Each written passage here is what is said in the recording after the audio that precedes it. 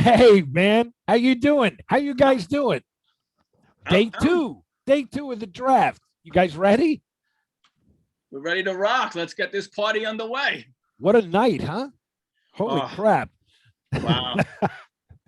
What Some a of the night things is we right. were good on and some of the things we were off on. Uh-huh. It got crazy. Yeah, it did. But you know what? We were somewhat in the ballpark with Panay Sewell. He did drop to 7. Mhm. I had him dropping to 8 overall, I think. Yep. But our draft choices weren't far-fetched. Like it wasn't like we were so out of the box with our thinking that, No, we did a good and job with what we thought. one of the crazy things was at 14, you had the Vikings taking Elijah Vera Tucker. I did.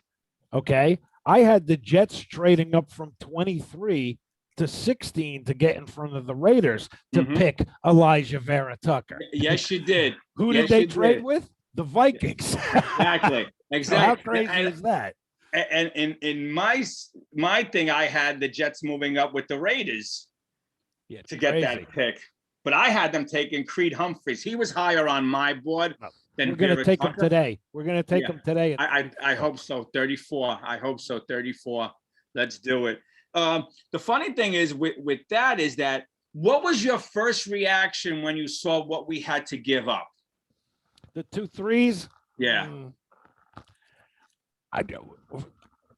I wanted the guy. So to me, I mean, any pick's a crapshoot. I mean, you could have had 2 busts in round 3.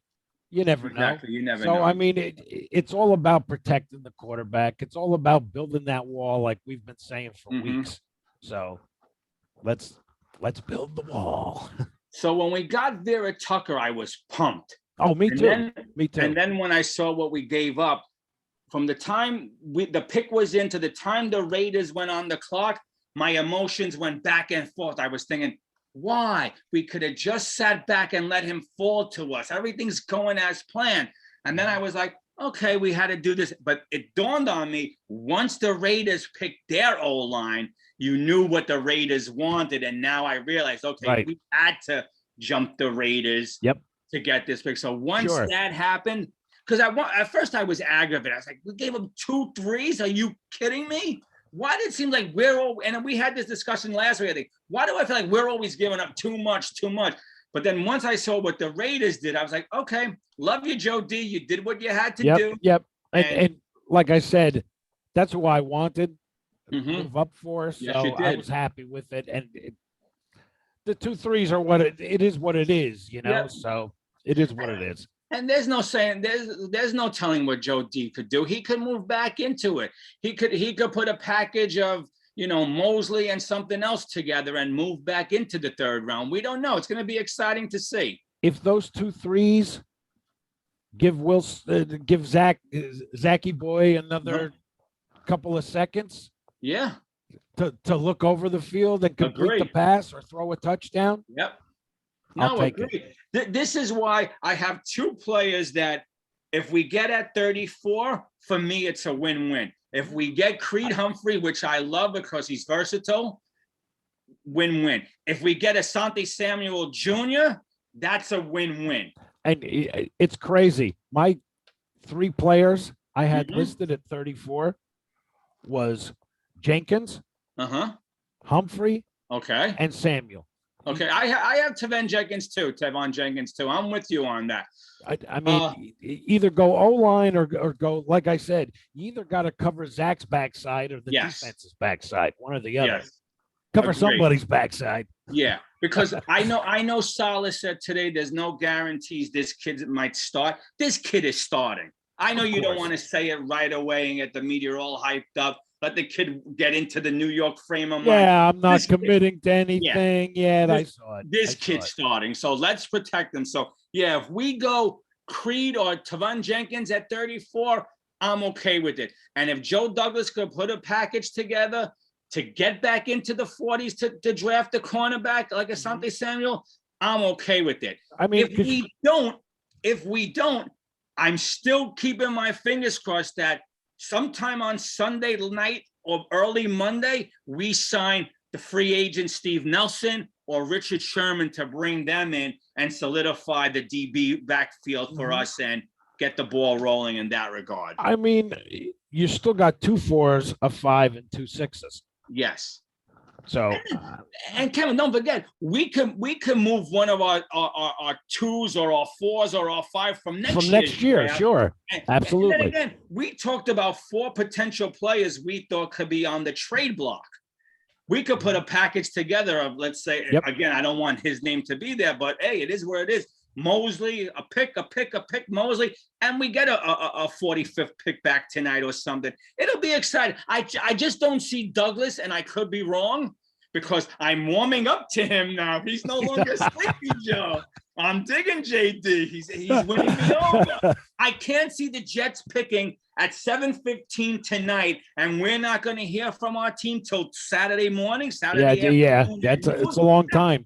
It could happen. I don't see it. And the third round's a big round. Yeah, I don't see it. Joe Douglas is going to gamble a little tonight. Let's just hope he on the gamble. Let's just hope he wins in his gambling. Yes, because I'll be the first to tell you. He wins, so everybody exactly. Wins. And I'll say it right here, Jet fans, call it what it is. I'm not a Zach fan. Zach's going to have to win me over. And I'm hoping JD is doing right by him because he didn't do right by Sam. If you can see back there, I broke out the Joe Willie jersey. Nice. It's now laid under the Freeman jersey. So hopefully we can bring some karma to Zach. Yeah. Because if not, we're going to have to hear from his mommy. I saw that on Twitter. Yeah. She said that his number is 2. And then Samini tweeted back that he wasn't given a number yet. Here we go. Here we go. Easy there, Mom. Easy. Yeah, somebody's got to tell Mom this isn't Utah. Geez. Because if this kid is not the real deal, even with all this help that we're giving him, and his mother thinks she's going to shoot her mouth off, woo! They're not New York. Survive here. Not in New York and not with social media these days. Forget it. It'll be the 1,000-day clock before we'll be on the clock again for another. Yeah, I want to see that clock back there. Yeah, put the 1,000-day, the Zach 30,000-day countdown. Listen, I hope I'm wrong. I want to. Oh man, we want to win. Yes, in the worst way. We want to win. We've had enough of this crap. I'm 51 years old. I never saw a Super Bowl. I'm 57. Come on now. I want to sit here and be like we talked about. Let's be good for 8, 9 out of 10 years, not be good for 2 out of 10 years. I've had enough brutality. I've had enough brutality from this damn team. I can't take any more punches. No, exactly. Exactly. And I'm trying to change my thinking because every year I pencil this team in 11-5, 11-5. This year I'm taking the opposite approach. Win me back now. That's right. Win me back now. I'm going to sit back and I'm going to let you do what you do, Zach. Show me. Show me. It got to that point last year. All my life, I never saw myself turning off a Jet game, no matter what the damn score was. It didn't matter. I did last year. Yeah, wow. I would get it. I mean, especially the first couple weeks, I was so frustrated. I would just turn the game off and go outside before I smashed the TV. I hear you. Little passionate fan in here. No, listen, I get it. My kids don't even want to be home during football Sunday. They know even when they're winning, I'm screaming. That's right. Like my family gets a kick out of me because they don't realize what we lived through. Like my wife and kids didn't know me, of course my kids weren't even born, but my wife didn't know me how I was biting my nails with that Jet Cleveland Brown game that we blew a 10-point lead with 4 minutes. So when I say as a Jet fan, nothing is over until it's over, I know what I'm talking about. We lost many games where we had a decent lead. I remember Parcells. Excuse my language, YouTube. We shat the bed. I remember Parcells. We were 6-3. It was the year Foley started the first game in San Francisco. Then Vinny took over. Mm-hmm. Okay, we were 6-3. I forget who we had just beat. He came in, he gave his press conference, and everybody was, oh, well, crazy. Yeah. We're 6-3. Yeah. He's like, ain't nobody sending a dozen roses over here. Yeah. We're 6-3. Big deal, he said. So what? Exactly. Exactly. I mean, that's the attitude you have to have. No, exactly. Like my famous line is like, we could be up by 20 and my kids and my wife think the game is over. And I look at them and they say, it's not over till you play 60 minutes. And I know they're giggling under their breath, but they don't know the history of this team. You want to know the history of this team? All you have to do is sit down and watch the Heidi game. And that will sum up the Jet history in a nutshell. I remember watching a Bears game. They were playing the Bears. It was Monday Night Football. Mm-hmm. Blair Thomas was the running back. Okay. We had him beat. I said, okay, there was like 2 minutes left. I said, okay, just don't do anything stupid. What does Thomas do? He fumbles the ball. I remember it well. You remember that, don't you? Oh, yeah. Yeah. Unbelievable. Well, it's like a tape loop. So hopefully think about it. Hopefully think about how it. Yeah, think about how the mockery of a team we root for, that we get to the line and Dan Marino looks around and he goes, and Aaron Glenn, who I respect. And there's Aaron Glenn standing on the sidelines like a house on the side of the road. I could just stand here like a Mama Luke, and what happens? Boom, 7-yard touchdown. We never recover. Pete Carroll gets fired, and that's the history of the Jets. I'll never forget the Miami call. And Aaron Glenn standing there like a house on the side of the road. That's how they, yeah. That's how they described it, so. Never think the quarterback is going to do what he says. He play the game. Aaron, what were you thinking? You were slacked over. And then, looked around like sleep. Yeah, and then looked around like you were waiting for like mom and dad to come out and say, no, that's cheating. Yeah. He's looking for the refs. So, no, he can't do. Come on. But this sums up the Jets in a nutshell. This sums the Jets up in a nutshell. Listen, you could go boom, boom, boom, boom, boom, boom, a never-ending list. No, exactly. Of football ineptness. Yeah. So this is why this year, the way we talked about, and I'm quoting you, which is our new slogan, we're flipping the script, and I'm hoping, but now I'm also flipping the script. I'm not diving in and putting my stamp on 11-5 and saying, you know what, as much as I liked Sam, Zach is the man. I see whatever. No, now you got to win me over. I'm the fan I love them, but I don't believe it. I'm tired of this. I'm tired just like of every 3 years. And with the stuff today, I'm not anxious to name him the starter yet. Well, what'd you pick him for? Yeah, what is all this stuff? Who else do we have? Who's the veteran for him to sit behind? The great Brian Hoyer is going to sign on Monday, probably. So what they're probably doing is they don't want to let Brian know he's the backup. So they're trying to say, Brian, your options are still open. Come to us. He's not the starter. Please. The kid is starting. Your mentor. Yeah. You don't pick the kid number 2 to sit him. No. Let him play. Plus, as much as I don't like the kid, my feeling is he's better than Brian Hoyer. So I'd rather the kid take the lumps than bring in Brian Hoyer. Yes. Brian Hoyer. And listen, you're going to have Becton on the left side. All right. Then you got Tucker next to him. Okay. If we can pick up Humphrey in the middle. Yeah. Now let me ask you. If we pick up Humphrey, you want him to be the center right off the bat and switch McGovern, or would you rather have the more? I think McGovern let him fight it out in camp. Yeah, I just think McGovern, once the hamstring healed up and he was the last 5 or 6 games he played much better, and this was the McGovern we thought we were getting. I just think I would like to have McGovern because because of the experience. Mangold came in as a rookie and took over, and everything was good. Not to say Humphreys couldn't. I would rather have McGovern, but if McGovern is willing to move over one, then that's fine. I'm not looking to get rid of McGovern, but Lewis, Van Rote, Fant, I'm still on the fence with. But yeah, exactly. Take a hike. Here's some money. Get on the bus. Yeah, and like we said before, you never know who's going to get cut. No. Okay, after first or whatever. Right. Or you're right. Camp. Agree. So maybe you pick somebody up for the right side. Yep. Now, were you surprised that we heard all this nonsense yesterday about the Saints moving up and they stayed? I wonder if they just couldn't get a deal with anyone. Yeah, like I said, I don't believe nothing pre-draft. You never know who's saying what. I mean, geez, everybody and their brother had the Niners taking Mac Jones. Yep. What did they do? They take Trey Lance. So yeah. And what did George Lynch say today?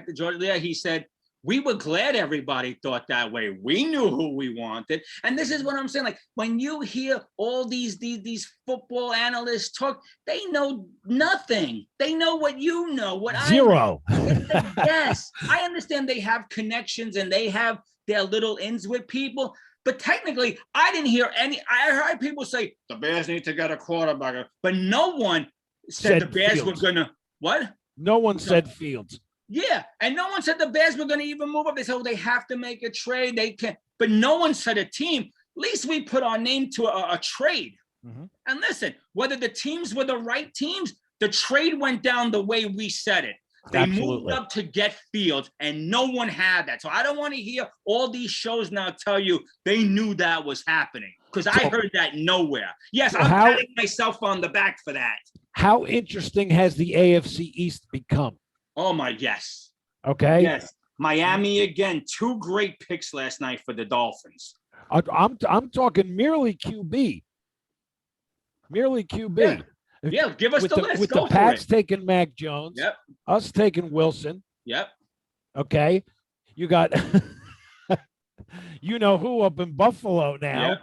Yeah. So, and I mean, Tua in Miami, we don't know what he's going to be, but yeah. My only worry with Tua is that, and listen, every coach knows their player. They know their player's skin, whether it's thick skin, thin skin. Mm-hmm. My only gripe with what Brian Flores did was that every time Tagovailoa got into a little trouble, he pulled him. Now Fitzpatrick's not He's there. Gone, yeah. Now this kid. So what I would worry about if I'm a Dolphin fan, and Dolphin fans, please respond in the comments. I know you're Absolutely. out there. Yeah, sure. What do you do if this kid gets into a little trouble? Like, are you going to bench him again? Is he ready to handle this? They should have just kept him in last year and let him took his lumps. But again, the coaches know their players better than we do. So we'll see what happens if Tua has a game where he throws 3 interceptions and they're down 14. Are they going to bench him or are they going to ride this out? That's something that would scare me with that. But as far as manipulating the draft and the moves and even the picks, wow. I just find the AFC has become very interesting quarterback wise.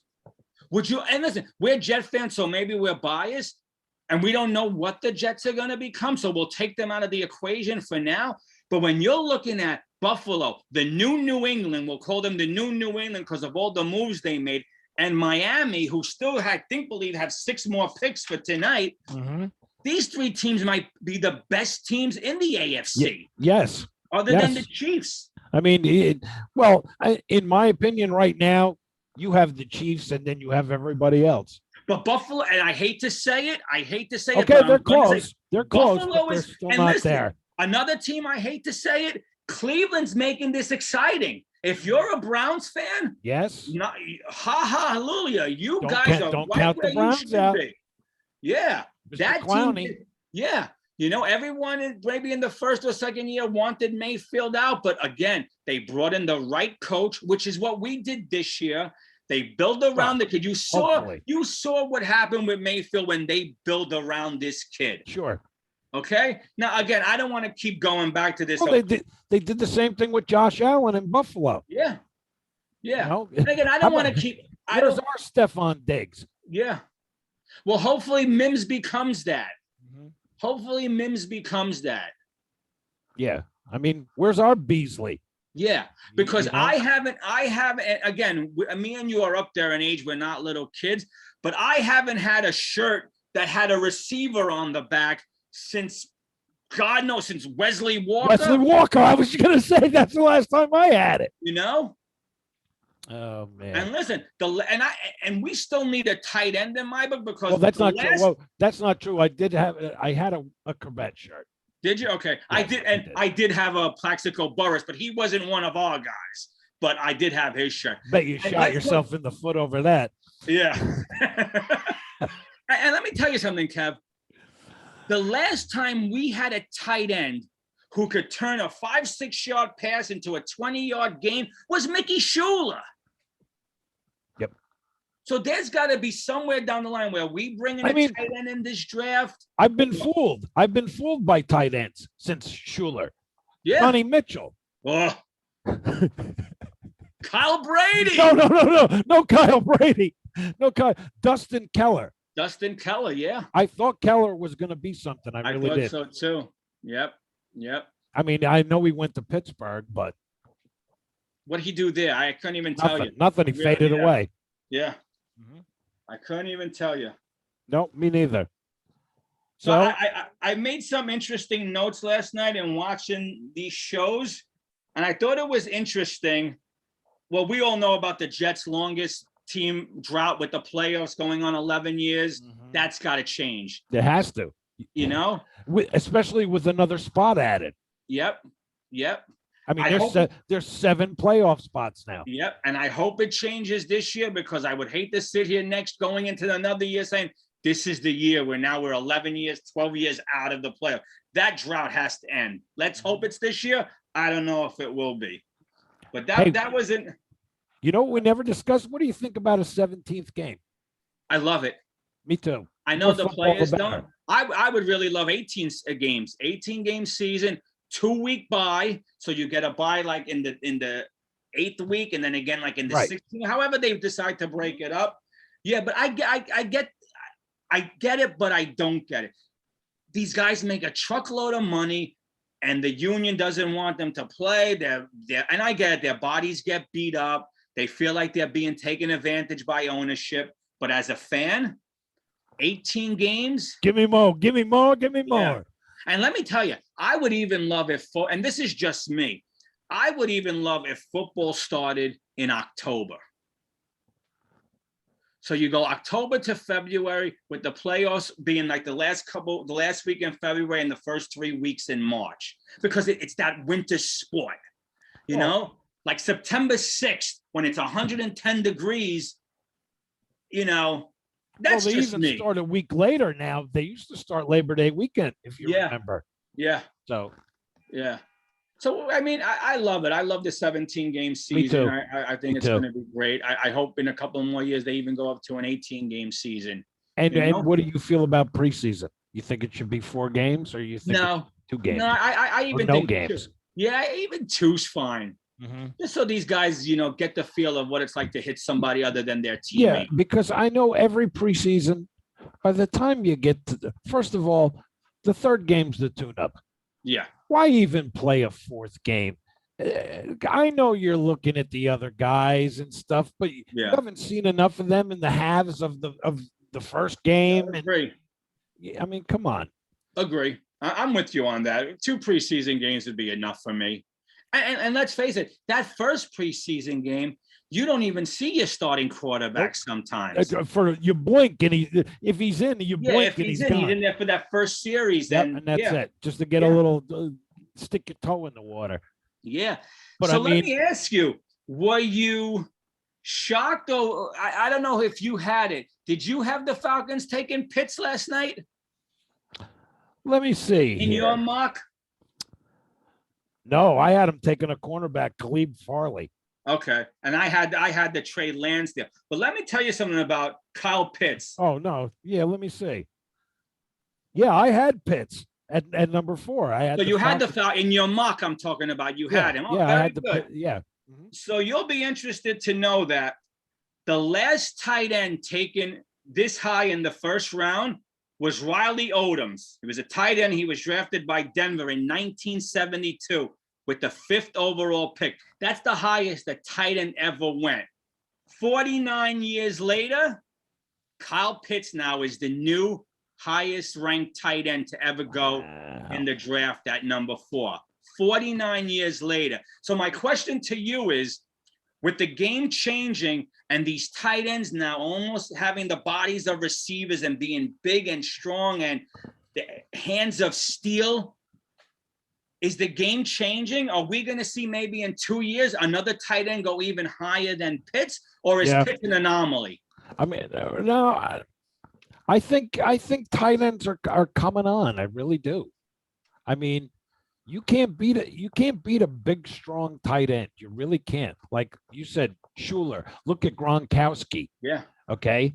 Yeah. Look at Kelsey. No, you're right. All right. I mean, but that's what I'm asking. With the game changing now, are the tight ends the hot breed? Like, are we going to get next year? Getting there. I think or in so. 2 years, somebody even takes a tight end at the second pick, even higher than Pitts? Or is it going to be, is he the anomaly in this group? And then 49 years later, we get another tight end going. Well, I mean, it's all talent, you know, it's all talent. I mean, you could have, if you got a tight end coming out that's like, holy crap, just, you know, like a Gonzalez, or a Kelsey, but even they didn't go this high. I would love to be sitting here with you doing. It was a different mindset back then, though. You know, I would love to be. I guess I would love to be sitting here with you 10 years from now and saying, "Can you believe he's going number one? This tight end from whatever school? How great would that be?"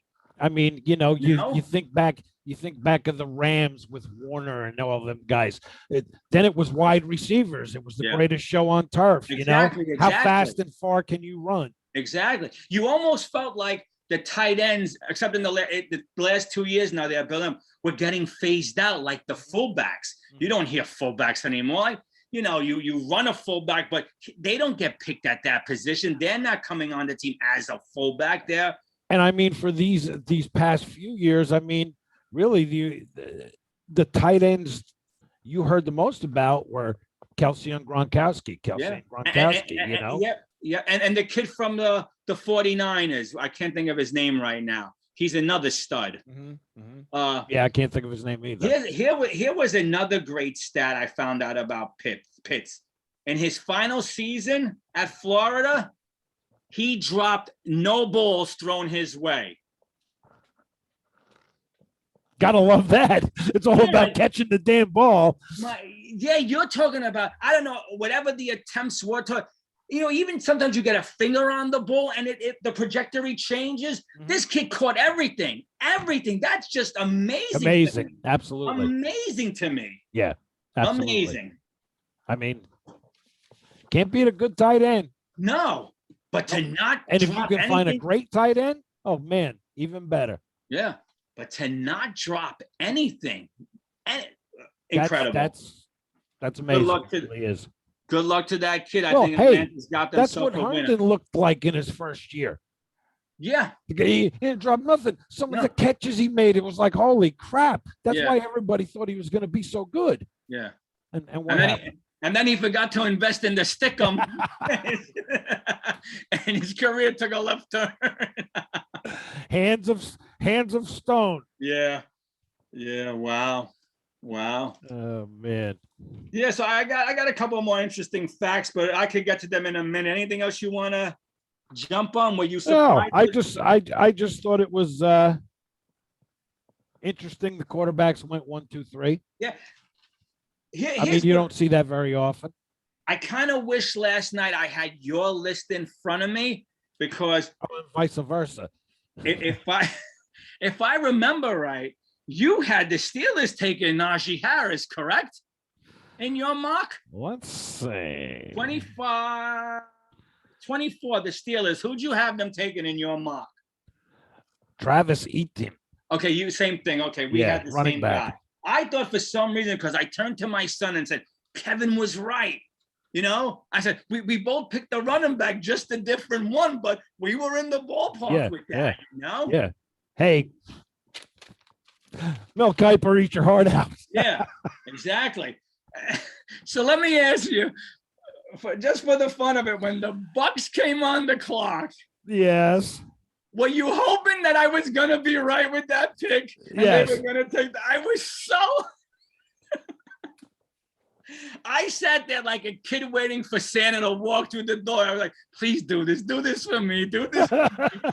You killed me every time, Tom. Please let your Bucks do this for me just once. Oh man.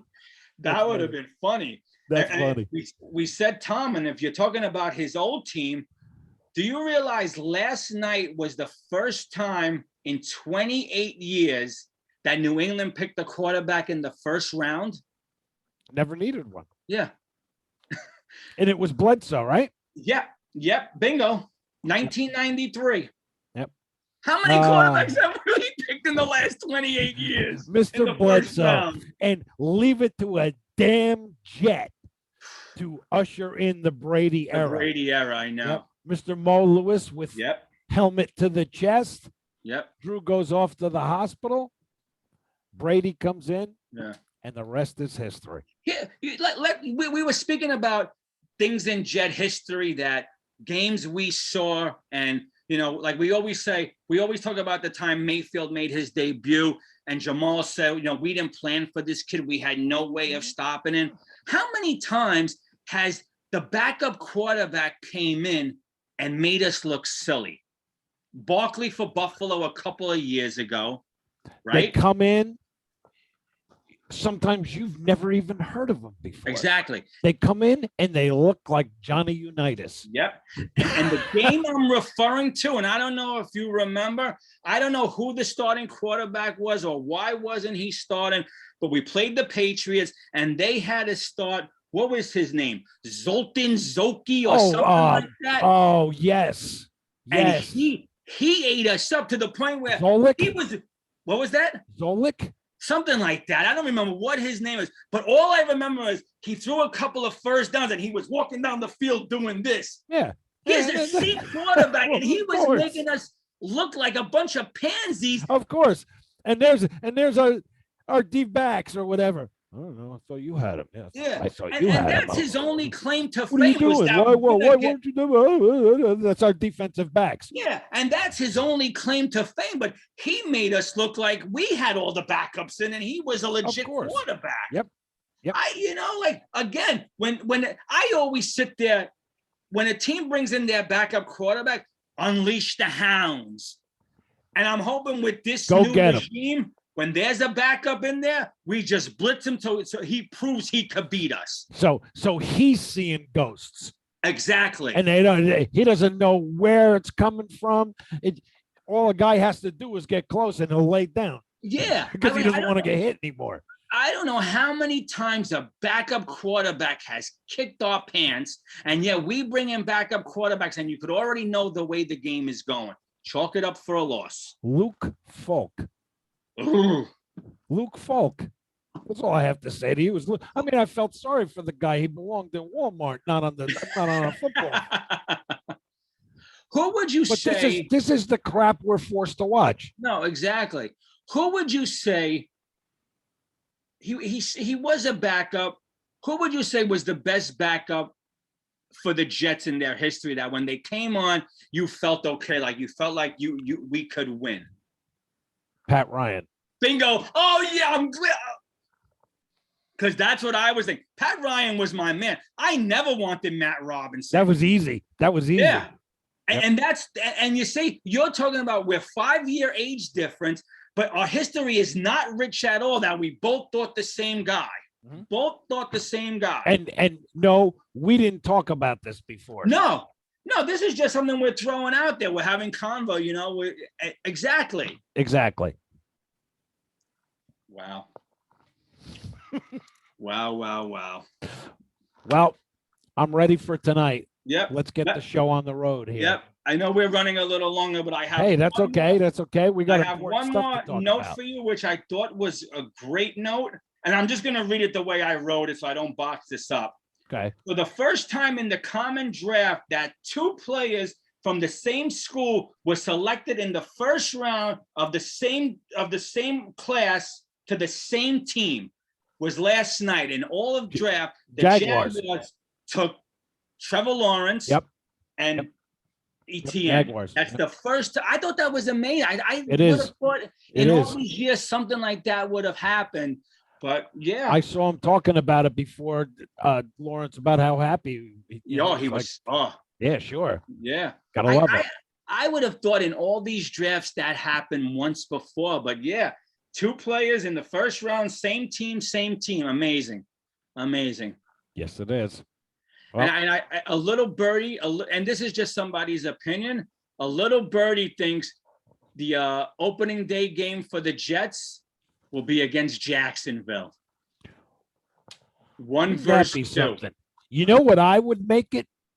If I was a scheduler picker, you know who I would Thursday night intro game, the first Thursday night intro game. But you know what team I would pick for us to play against? Okay, go on, listen. The Panthers. The Panthers. They're on our schedule. Yeah, I think people think that's probably going to be a I think it's down there, but still. Yeah, it is down Let's there. open it up. Oh, yeah, that would be nice.